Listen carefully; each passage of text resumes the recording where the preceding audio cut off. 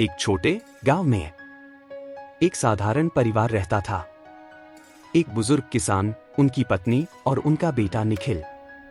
चेहरा भोला, सपना बड़ा, लेकिन एक कमजोरी थी। वह किसी भी काम को लगातार नहीं करता था। खेत में काम कठिन हुआ तो छोड़ दिया। दुकान पर 2 दिन गया, तीसरे दिन बहाना। पढ़ाई में कठिन अध्याय आया, किताब बंद। गांव में लोग कहते, ये कामयाब नहीं होगा, ये तो 2 दिन में छोड़ देने वाला लड़का है। और सच कहें तो यह सच्चाई थी। निखिल की आदत। उसके माता पिता रोज समझाते, बेटा काम छोड़ने से कभी फल नहीं मिलता।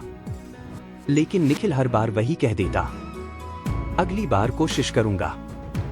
और अगली बार कभी आती ही नहीं। एक सुबह वह खेत में हल चलाने की कोशिश कर रहा था। मिट्टी बहुत कड़ी थी।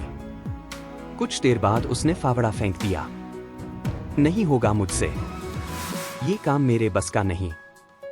उसे यूं बैठे देखकर उसके पिता ने धीरे से कहा, चलो एक जगह ले चलता हूं। निखिल उनके पीछे पीछे गांव के बाहर पहुंचा। वहां एक पुराना सूखा कुआं था। उस कुएं की पत्थर वाली दीवारों पर छोटे छोटे गड्ढे बने हुए थे। निखिल ने पूछा, ये निशान कैसे बने? पिता बोले, इन्हें किसी ने हाथ से नहीं बनाया, ये बनाए हैं पानी की बूंदों ने। निखिल चकित रह गया। बूंद से पत्थर कट सकता है?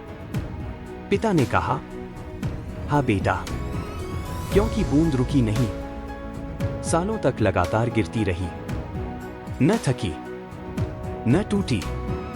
निखिल ने धीमे स्वर में पूछा, और अगर बूंद बीच में ही रुक जाती? पिता ने कहा, तो पत्थर वैसे का वैसा रहता। दुनिया में 2 लोग हारते हैं, एक जो शुरुआत ही नहीं करता और दूसरा जो बीच में छोड़ देता है। यह बात निखिल के दिल में उतर गई। उस रात वह सो नहीं पाया। कुएं की बूंदें, पिता का एक एक शब्द, सब उसके मन में घूमते रहे। उसने खुद से कहा, क्या मैं बूंद से भी कमजोर हूं?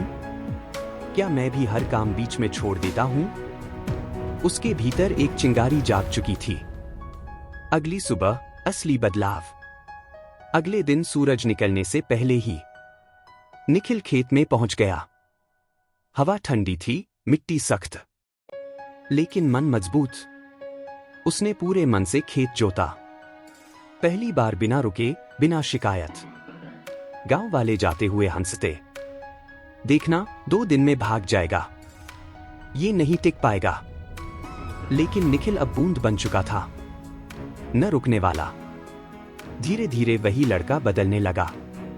पहले 2 घंटे में टूट जाने वाला निखिल अब कई कई घंटे खेत में मेहनत करता। दोपहर की गर्मी में अकेला खड़ा रहता। शाम को अगले दिन की तैयारी करता। उसके अंदर स्थिरता आ चुकी थी। गांव वाले अब भी हंसी उड़ाते, पर वह चुपचाप काम करता रहा।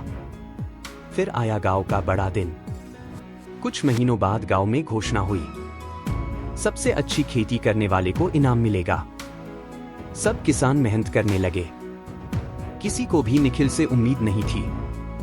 लेकिन जब खेतों का निरीक्षण हुआ, सारे गांव वाले दंग रह गए। उसकी मिट्टी सबसे उपजाऊ, पौधे सबसे हरे, खेत साफ सुथरा, मेहनत सबसे स्पष्ट। सबकी नजरें उस पर टिक गईं। ये किसका खेत है? लोगों ने कहा, निखिल का, जिस पर लोग हंसते थे।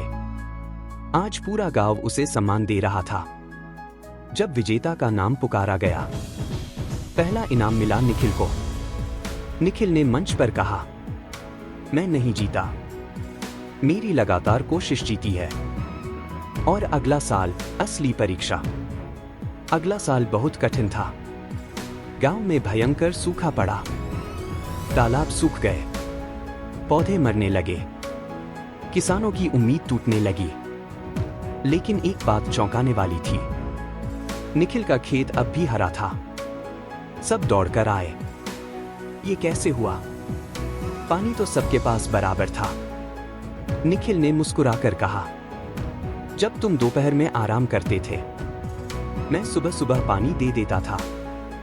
फसल ने तब पानी पिया और फिर वह वाक्य बोला जो आज तक लोगों के दिल में है, जो आज समय की कीमत समझ लेता है, कल उसे वक्त बचा लेता है, जिसने हार मानना छोड़ दिया और जिंदगी जीत ली। निखिल अब गांव का सबसे प्रेरणादायक व्यक्ति बन चुका था। कहानी की सीख, जीत आखिरी कोशिश के बाद मिलती है, बीच में नहीं। निरंतरता प्रतिभा से बड़ी है। बूंद की तरह बनो, छोटी सही पर लगातार। आज की मेहनत कल की सफलता बचा लेती है।